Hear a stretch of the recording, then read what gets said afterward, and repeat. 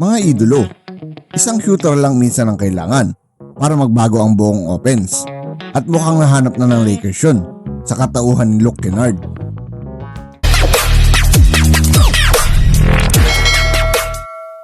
What's up mga idolo? Welcome back sa ating channel. Sa first game pa lang niya, agad siya nagpakita ng impact. Pero ang tanong, pwede ba siya maging missing piece ng Lakers offense?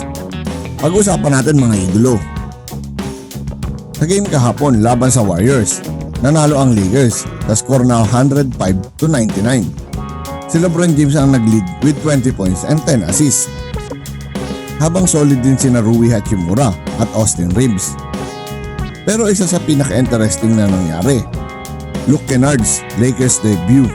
Nag-score siya ng 10 points at 2 3-pointers, kabilang ang importanteng corner 3 sa late run ng Lakers. Sa first shot pa lang niya as a Laker, 3 points agad. That's exactly what the Lakers needed. Instant spacing at instant shooting threat. Bakit nga ba kinuha ng Lakers si Luke Kennard mga idolo?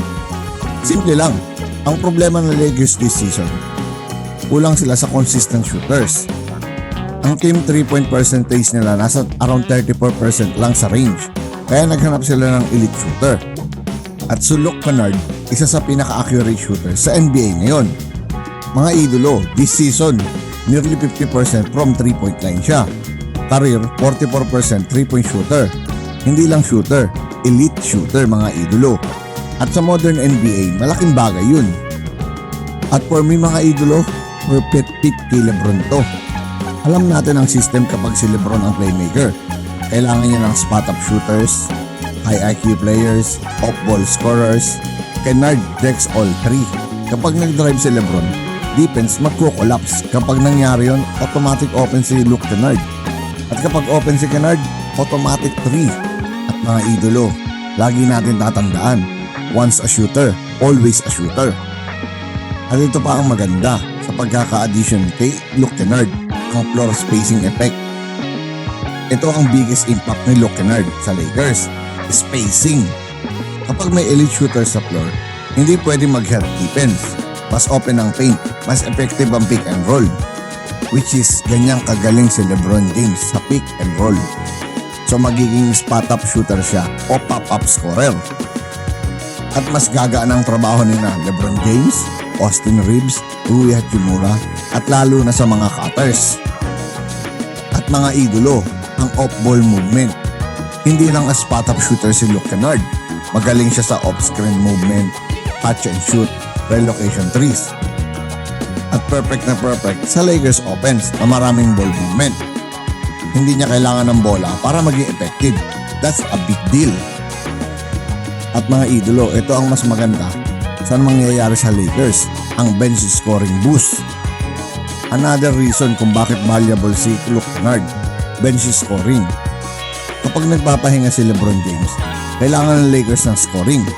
Kennard can provide instant offense, shooting runs, momentum shots, yung tipong ng player na kaya magbago ng takbo ng laro sa isang minuto. At mga idolo, meron din tong basketball IQ. Underrated part ng game ni Luke Kennard, decision making. He knows when to shoot, when to pass, where to move. Sa debut game niya, hindi lang siya tumira, may assist pa siya sa dunk ni Vanderbilt sa late run. Small plays, big impact. At ito ang magiging role with the Lakers. Most likely, role niya ay bench sniper, rotation shooter. Hindi siya magiging star, hindi rin kailangan. Ang kailangan lang ng Lakers, reliable shooting. At yun mismo ang strength niya. At possible lineup fit, example lineup, LeBron, Reeves, Kennard, Hachimura, Vanderbilt. Spacing everywhere mga idolo. Mas magiging mahirap depensahan ng Lakers pag ganito. Pero may weakness yan siyempre mga idolo. Real talk, may weakness si Luke Kennard, ang depensa. Hindi siya known as defensive stopper. Pero kung ginagawa niya ang job niya shooting, sulit pa rin naman mga idolo. Offense ang dahilan kung bakit siya nandito. Luke Kennard might not be a superstar move. Pero minsan, hindi superstar ang kailangan. Minsan, ang kailangan lang ng isang team ay ang isang elite shooter, isang high IQ player, isang perfect role player. At mukhang yun si Luke Kennard para sa Lakers.